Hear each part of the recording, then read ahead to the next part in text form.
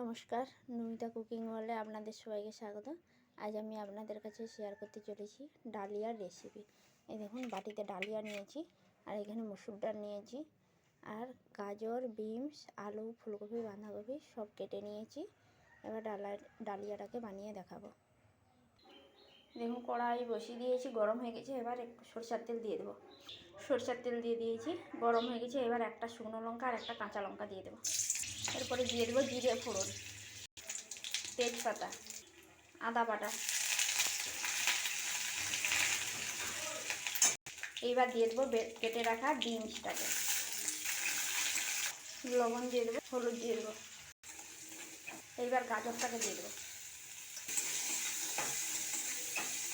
এবার ফুলকপি দিয়ে দেবো। এবার আলুটাকে দিয়ে দেবো।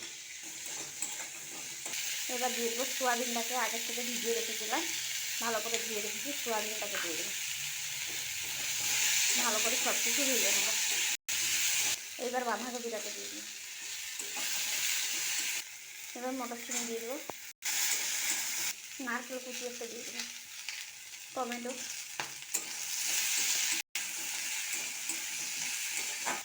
এবং সবগুলো ভালো করে ভাজা হয়ে গেছে। এবার জল দিয়ে দেবো। জল দিয়ে দিয়েছি।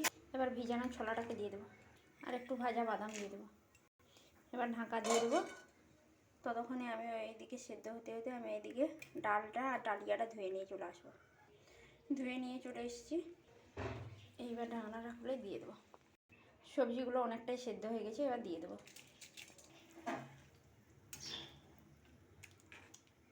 আবারও ঢাকা দিয়ে দেবো সেদ্ধ হওয়ার জন্য। একবার ঢাকনাটা খুলে নাড়িয়ে নেবো। দেখুন, সেদ্ধ হয়ে এসছে, আর অল্পই বাকি আছে। মাঝে মাঝে একবার করে নাড়িয়ে দেখতে হবে, না হয় বসে যাবে তলায়। এইবার অল্প একটু চিনি দিয়ে দেবো।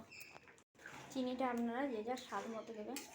আর এরকম ডালিয়া খাওয়া বাচ্চাদেরও ভালো, বয়স্কদেরও ভালো, সবার খিচুড়ির মতো জাস্ট।